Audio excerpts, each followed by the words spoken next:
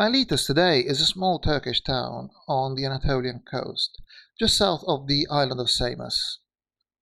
Again, please bear with me. As I said in my previous video, I've learnt of all these names in Italian, so I'm not quite sure how they're pronounced in English. But anyway, back to Miletus.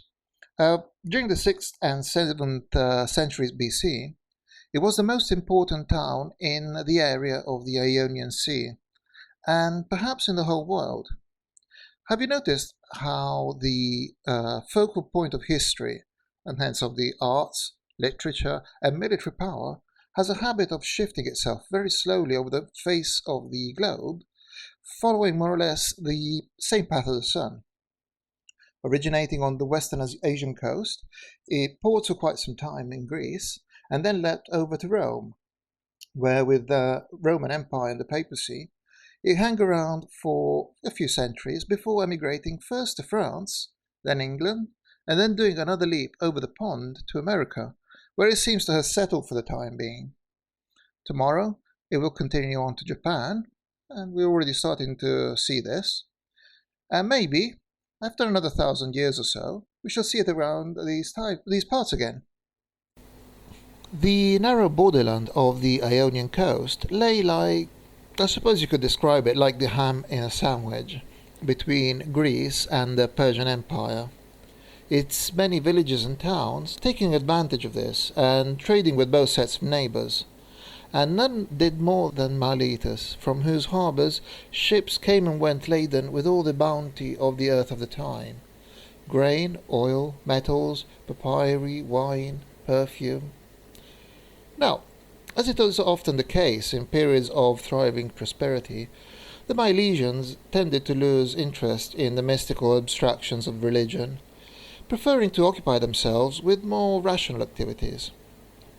So this was the moment when interest in nature, astronomy, and the art of navigation first surfaced in a city which we can imagine as a sun-drenched hive of activity, bustling with sailors, merchants, and businessmen. Thales was, no surprise, a Milesian with a sound grasp of engineering. He was born in the second half of the 7th century BC, the son of a Phoenician couple. As soon as he attained the age of reason, he boarded the first outward ship and began a long series of voyages between Egypt and the Middle East.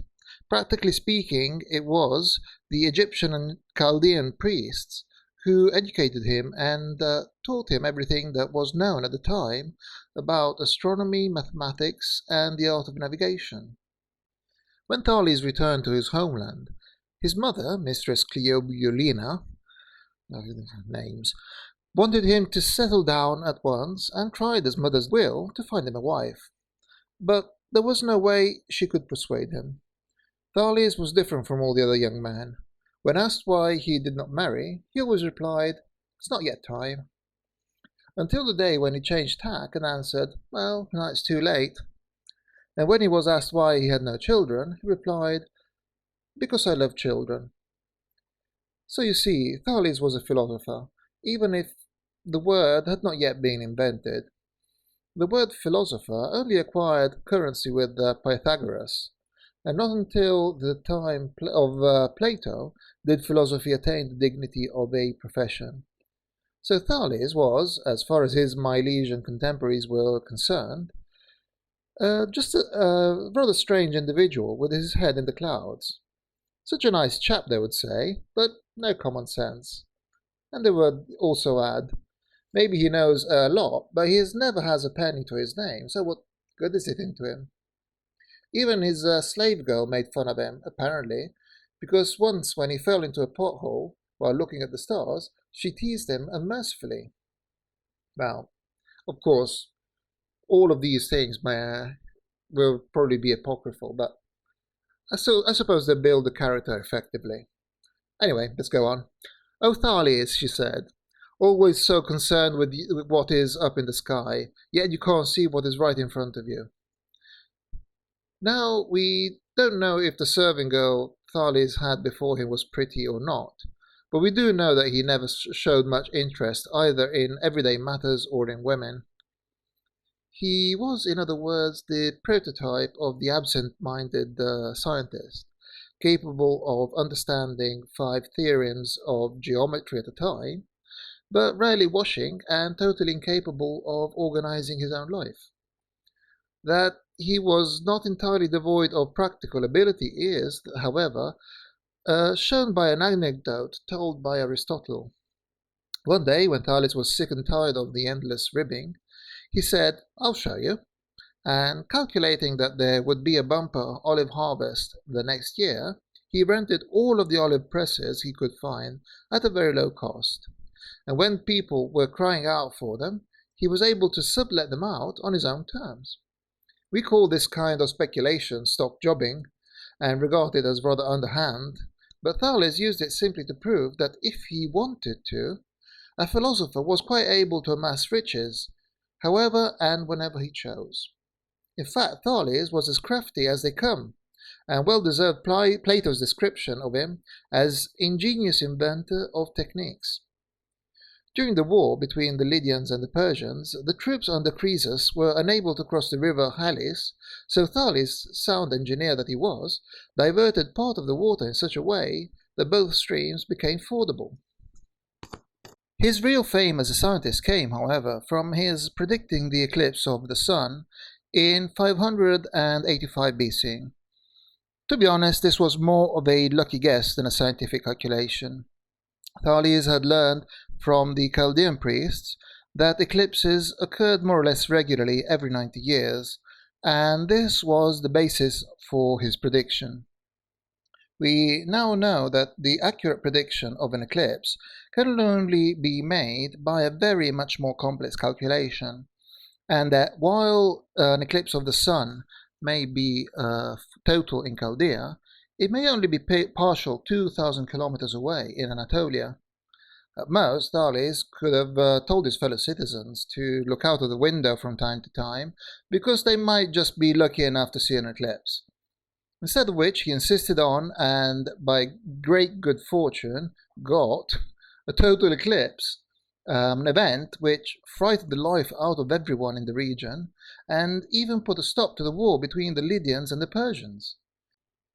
From that day on, his reputation grew by leaps and bounds, and for Thales this meant that he could dedicate himself to his studies in greater tranquillity.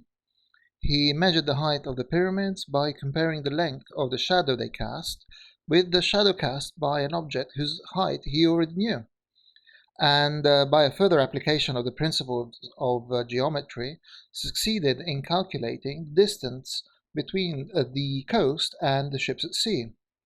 He also divided the year in 365 days, and was the first one to observe Ursa Minor and establish its importance to navigation. Callimachus dedicated these lines to him, and it was said of him that he observed the starry constellation of the Bear, by which the Phoenician sailors steered their ships. He left nothing in writing. A book on navigation, thought to have been written by Thales, was later proved to have been the work of one Phocas of Samos. He died from the effects of heat, thirst, and above all, the crowd, while watching an athletic contest at the stadium.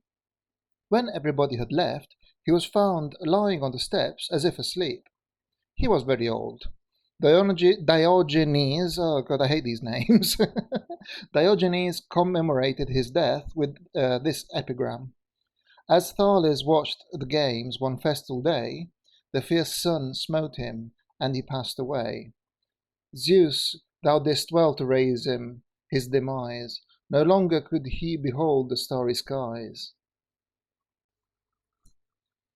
In preparing the material for this series of videos, I'm mostly using my old school books and my old notes regarding philosophy.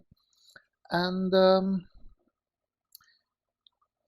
I must say that the only phrase I found in my notes regarding Thales is Thales, the water one.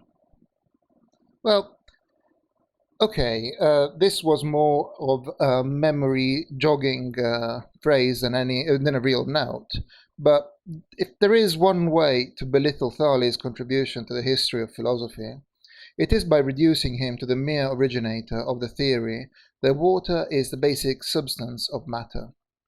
But let me explain. Thales had observed that every single living thing contains moisture. Plants contain moisture, all foodstuff contain moisture, and even seeds contain moisture, whereas rocks are dry and cadavers very soon desiccate. His favorite phrase was, "Water is the most beautiful thing in the world." We should not forget, among other things, that Thales had spent most of his formative years in arid zones such as Egypt and Mesopotamia, where water cults are widespread, partly owing to the fact that agriculture and the very survival of the population depend upon the flooding of the rivers. It comes as no surprise to find the Egyptians worshipping the Nile as a god. I am convinced, however, that Thales' equation of water and life is the expression of a much more complex thesis than simple observation that water is present in all living things. He held water, or rather moisture, to be the soul of the world, the universal essence. Aetius, in a passage relating to Thales, said, "A divine power is present in the element of water, by which it is endowed with movement." The Milesian school, of which Thales is chronologically the first representative, is characterized by this search for the primordial element, the arche, as the Greeks termed it, from which everything arose. Thales held that the arche was water, because water, besides being a liquid, becomes a solid when frozen and a gas when boiled. Thales imagined the earth itself as floating upon an enormous expanse of water, like a huge raft, which pitched from time to time, provoking earthquakes. The idea of the world resting upon something was not new in popular mythology. There were those, like the Greeks, who held that it rested upon the shoulders of Atlas. Others, like the Hindus, that it was supported by an elephant who stood upon the back of a tortoise. Woe betide anyone if they should ask a Hindu what the tortoise was standing on, though. As well as his theories about water, Thales also asserted that everything had a soul, and was therefore full of gods. When speaking on this subject, he used to produce a nail and a magnet from his pocket and show his astounded fellow citizens how stone could move iron. To summarize, then, Thales' place in history of philosophy is an important one, not so much for the answers he gave to various questions, as for the fact that he started asking the questions in the first place. To look around oneself, to ponder, to refrain from looking to the gods for the solution of every mystery. This was the first step taken by Western thought towards the interpretation of the universe.